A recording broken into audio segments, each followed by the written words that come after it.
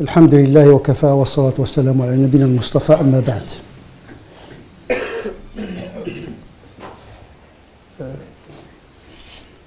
Le mois de Ramadan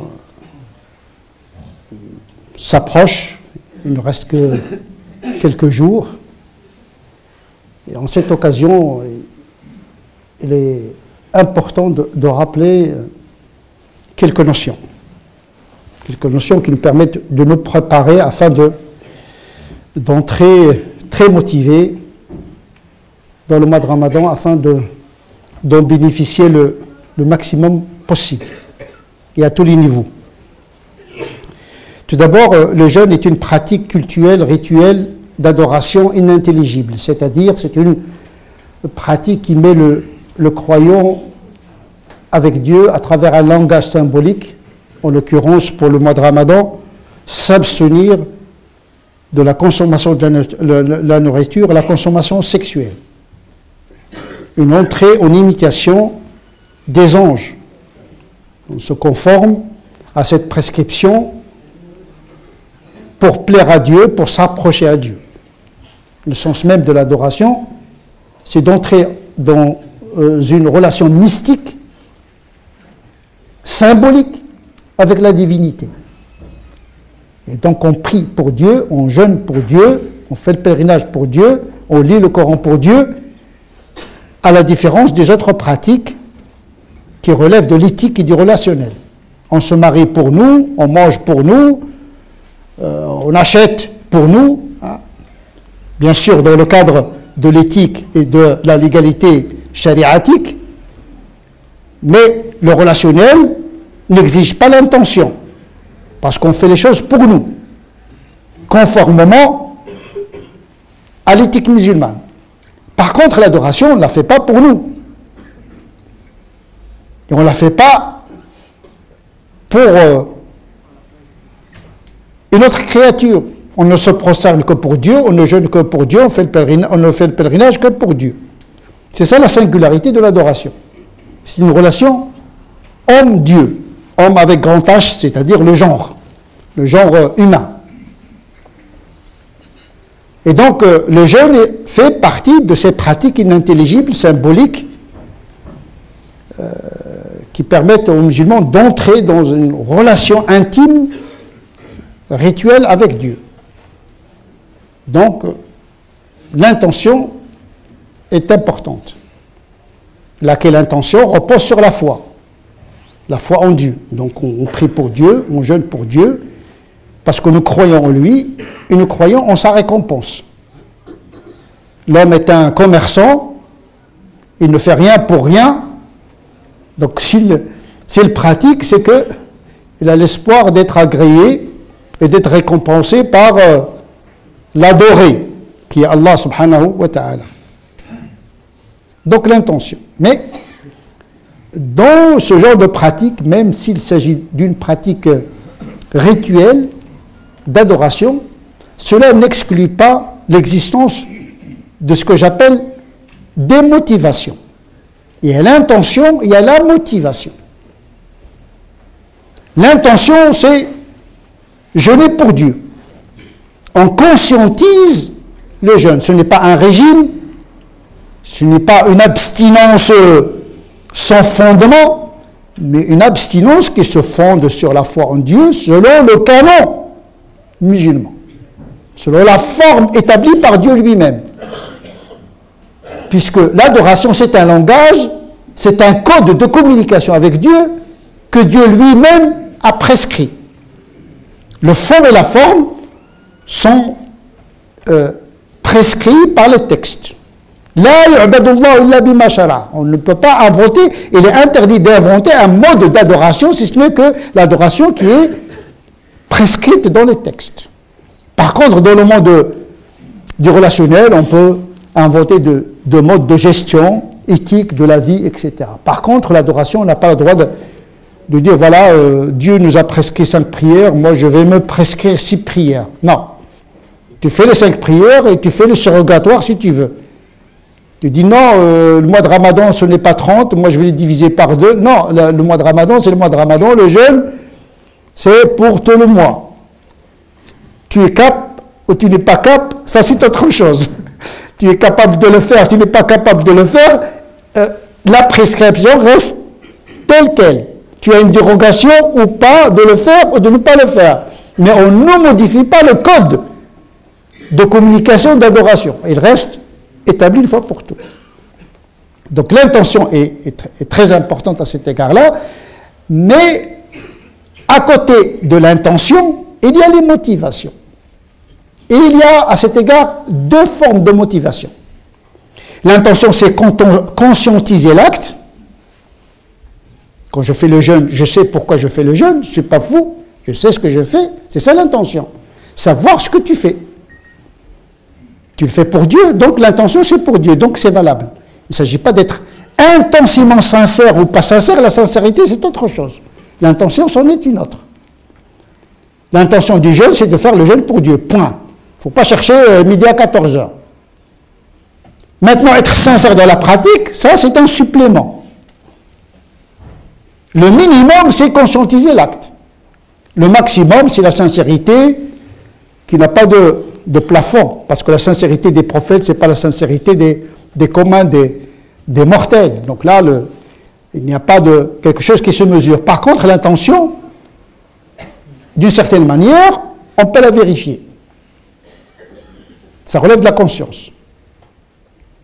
Sinon, on va tomber dans le waswas. C'est-à-dire, est-ce que j'ai la niya, pas la niya? Il y a des gens qui ils formulent la niya pour la ramadan chaque seconde. Non, ça devient l'obsession.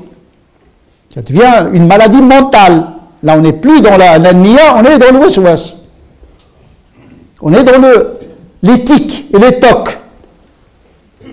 Il est dans la pratique, mais il vérifie. Est-ce que c'est propre? Il renettoie, il nettoie, il renettoie, il jeûne dans le jeûne, il vérifie. Ça, il faut voir un psychiatre. Quand on commence à se poser de la question, est-ce que je jeûne ou je ne jeûne pas? Ça veut dire qu'on n'est plus normal. Tu ne jeûnes pas parce que tu es fou. Et le fou n'est pas obligé de pratiquer. La nuance, c'est d'avoir une pensée lucide, du discernement, une conscience de ce qu'on fait. La motivation, c'est autre chose. C'est le catalyseur de l'action. Je fais la chose pour Dieu, mais il y a une raison.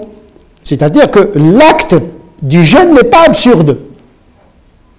Bien sûr, je le fais pour Dieu parce que Dieu me l'a demandé. Mais Dieu me l'a demandé pour réaliser des objectifs. D'abord, accéder à la félicité dans l'au-delà, maslaha ukhrawiya, c'est-à-dire un intérêt spirituel eschatologique, mais également il y a un intérêt temporel, matériel, dans l'ici-bas. Puisque la charia, elle est venue pour réaliser les deux maslahas. La charia, elle est faite pour l'homme pour qu'il ait la prospérité ici et là-bas. C'est très important. C'est ça qui fait la qualité d'une pratique. On ne fait pas la pratique dans la souffrance. On fait la pratique dans la joie parce qu'on sait pourquoi on fait la chose. Le fruit de la pratique, on peut le cueillir ici et là-bas. Le jeûne ne sort pas de cette règle. Il y a l'objectif, c'est d'accéder à la félicité, al-fawz al-azim. Man sama Ramadan imanan wa ihtisaban ghufira lahu ma taqaddama min dhanbi. C'est-à-dire qu'il y a le jeûne, celui qui jeûne sous l'effet de la foi et en espérant avoir une récompense en Dieu, ses péchés sont effacés. C'est-à-dire, l'accès est facile au paradis. Ça, c'est l'intérêt spirituel. Mais il y a un autre intérêt, légitime aussi. C'est d'avoir, pas uniquement une récompense dans le delà, mais une santé spirituelle, morale, et une santé physique et biologique. Puisque le corps est le support de l'âme. Quand le corps il est dans un bien-être, l'âme l'est aussi. Il n'y a pas une tension entre l'âme et le corps. Les deux doivent réaliser leur intérêt. respectifs. D'ailleurs, le Coran fait allusion à cette double motivation. يغفر لكم ذنوبكم ويدخلكم جنات تجري من تحتها الأنهار ومساكن طيبة في جنات عدن ذلك الفوز العظيم وأخرى تحبونها نصر من الله وفتح قريب وبشر المؤمنين. Dans ces versets, le Coran parle de la promesse dans l'au-delà. Si vous vous tenez à l'ordre révélé, vous aurez la félicité, le fawzul azim, le grand salut dans l'au-delà. Mais il y a une autre motivation, et vous aimez une autre chose, c'est-à-dire le soutien de Dieu dans ce bas monde, une victoire proche.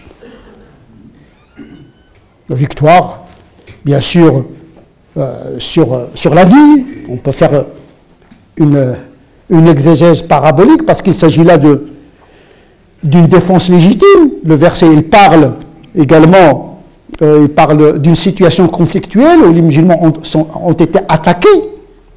Ils ne cherchaient pas la mort, ils cherchaient la victoire ici maintenant. Ils ne veulent pas uniquement accéder au paradis comme martyrs. Ils veulent vivre bien dans ce bas monde. Le musulman veut vivre bien dans ce moment. S'il mène une guerre, c'est pour la prospérité, la paix.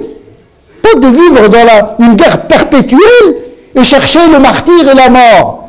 Le martyr, c'est celui qui subit la mort et pas celui qui la cherche.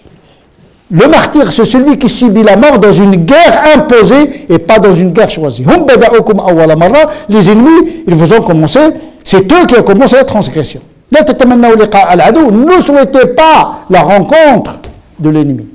Donc les musulmans ne cherchent pas la difficulté dans ce bas monde comme condition de félicité dans l'au-delà. Il veut vivre mieux ici et là-bas aussi. Pourquoi mettre le musulman dans un choix radical entre la félicité dans l'au-delà et la prospérité dans l'ici-bas? Dieu n'a jamais demandé cela. Il a dit attention à la dunya. Attention, ce bas monde, il peut vous détourner de l'au-delà. Mais si le bas monde est entré dans une économie existentielle pour servir l'ici-bas et l'au-delà, hasana fi dunya, un bien-être dans ce bas monde, wa hasana fi l'akhira, et un bien-être dans l'au-delà. Et donc, ce verset-là, il instaure le principe de la niya, et les doubles motivations, motivation spirituelle et motivation matérielle. Donc la motivation matérielle s'inscrit dans la légalité. Une jouissance dans la légalité, ça fait partie des objectifs de la pratique. C'est pour cette raison que le prophète a dit la joie du musulman dans la pratique du jeûne, il y a une joie dans ce bas monde. Dans l'iftar, on trouve un plaisir, on redécouvre le goût. On réapprécie la nourriture. Donc quelqu'un qui fait toute la journée le jeûne, il attend ce moment-là. C'est un moment matériel de jouissance. Est-ce que c'est interdit? Non. C'est une joie récompensée. C'est un avant-goût. Il te goûte la joie de la rupture pour te faire goûter la joie de la nourriture dans l'au-delà. Donc il n'y a pas de tension. Donc on peut avoir une motivation eschatologique, une motivation spirituelle, la ajr, etc. Mais on peut avoir également une motivation jouissive, une motivation, je dirais, médicale, de santé, de prévention, puisque le prophète a dit, il a été rapporté que le prophète a dit, si vous voulez la santé, eh bien jeûnez. En effet, aujourd'hui, on sait que la médecine moderne a démontré que le jeûne, il détoxifie le corps des toxines. Vous savez, le foie et les reins, on les appelle la machine à laver. Il nettoie le corps des toxines sécrétées par le métabolisme physiologique, de la digestion. Ce que nous mangeons, eh bien, c'est un travail qui libère des toxines. Le fait d'arrêter le mouvement de l'estomac permet, il donne le temps au foie et au rein de débarrasser le corps de cette toxine. En plus de cela, il y a un renforcement du système immunitaire. Donc le jeûne a un objectif de prospérité dans l'au-delà, mais il a également un effet immédiat sur la santé. Perdre des poids, l'obésité, c'est une maladie. Et donc le musulman, il peut mesurer la valeur de son jeûne en fonction des kilos qu'il a perdus dans le jeûne. Nous, c'est l'inverse que nous faisons. On gagne toujours 5-6 kilos pendant le jeûne, c'est-à-dire ce que nous perdons la journée, nous le multiplions le soir. Ça, ce n'est pas un jeûne. Ça, c'est le jeûne des gens qui ne savent pas pourquoi ils jeûnent. Ils ne savent pas pourquoi ils jeûnent.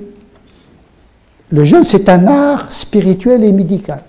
C'est une thérapie de l'âme, parce qu'il renforce la volonté. Il aiguise la volonté. Une forme de discipline. Une capacité de dire non. C'est une forme de liberté. Se libérer de la tyrannie des instincts. C'est un triomphe de la raison sur les pulsions, sur les addictions. On se soigne pendant le mois de Ramadan, mais à condition de faire le jeûne comme il se doit. Donc il y a deux motivations, la motivation spirituelle, mais il y a une motivation, je dirais, temporelle. Régénérer l'organisme, se débarrasser des addictions, de la nicotine, des drogues, des gens qui souffrent d'addictions de toutes sortes. C'est l'occasion ou jamais. Donc il faut se motiver. Il y a la motivation de l'au-delà, mais une motivation terrestre. Il faut sortir du mois de Ramadan avec un corps régénéré, une spiritualité régénérée. Les deux ne s'excluent pas. Et donc on peut combler la motivation spirituelle par une motivation temporelle. C'est pour cette raison que si on veut inciter nos enfants aux pratiques, il ne faut pas toujours évoquer l'ajr dans l'au-delà. L'ajr c'est loin, on ne le voit pas. Le paradis, le paradis c'est loin. Mais quand tu dis, c'est ta santé qui est en jeu. Si tu ne fais pas le jeûne comme il se doit, si tu fais le jeûne comme il se doit, tu vas sortir du mois de Ramadan renforcé. C'est pour cette raison que il y a des contre-indications, celui qui est malade, celui qui est en voyage, parce que le but, ce n'est pas de mortifier le corps, mais de sauver la santé. Il y a un côté de préventif. Le prophète, sallallahu alayhi wa sallam, dans un hadith Qudsi, il dit le jeûne est une protection. Junna, il protège des vicissitudes, parce qu'il aiguise la volonté. C'est pourquoi beaucoup de musulmans qui pratiquent le jeûne s'éloignent relativement des fautes. C'est une occasion de triompher un petit peu sur nos faiblesses. Et donc c'est une occasion de renforcer le moral, mais c'est également une occasion vraiment de retrouver son corps, retrouver son âme et retrouver son corps. Parce qu'on a perdu le corps dans la consommation. Il ne nous appartient plus. On devient comme des bêtes en train de brouter tout le temps en train de... L'estomac travaille plus que l'esprit. Renversons un petit peu l'équation, faisons travailler l'esprit et reposons un petit peu l'estomac, parce que l'estomac, ça fatigue. Le plus grand pourcentage de l'énergie consommée par l'organisme part à l'entretien du tube digestif. C'est pour cette raison que Dieu, il est samad. Dieu n'a pas de tube digestif. Mais nous, malheureusement, on est réduit à un tube digestif. Tout le temps en train de... Le jeûne, c'est une résistance à tout ça. Et bien sûr, ça demande un effort. Mais il est fruitif. Il y a un fruit à la fin.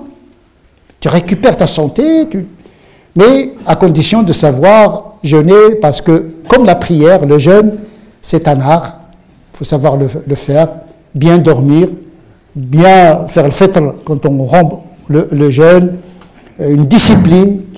Vous savez, Il faut que la société voie la lumière du jeûne à travers le comportement sain du musulman dans la société, et pas un musulman fatigué par le jeûne. Il ne faut pas que notre jeûne perturbe l'équilibre laïque de la France. Dans les entreprises, dans le travail, etc. Voilà, je suis fatigué, donc je jeûne. C'est ça un petit peu. Pour montrer que tu jeûnes, tu montres la fatigue. Le contraire que tu dois montrer. Je suis en forme, donc je jeûne, donc je suis en forme. Mais à condition de respecter l'art et la pratique du jeûne. نسأل الله عز وجل أن يجعلنا من الذين يستمعون القول فيتبعون أحسنه أولئك الذين هداهم الله أولئك هم أولو الألباب اللهم ربنا آتنا في الدنيا حسنة وفي الآخرة حسنة وقنا عذاب النار اللهم صل على سيدنا محمد وعلى آل سيدنا محمد كما صليت على سيدنا إبراهيم وعلى آل سيدنا إبراهيم وبارك على سيدنا محمد وعلى آل سيدنا محمد كما باركت على سيدنا إبراهيم وعلى آل سيدنا إبراهيم في العالمين إنك حميد مجيد سبحان ربك رب العزة عما يصفون وسلام على المرسلين والحمد لله رب العالمين.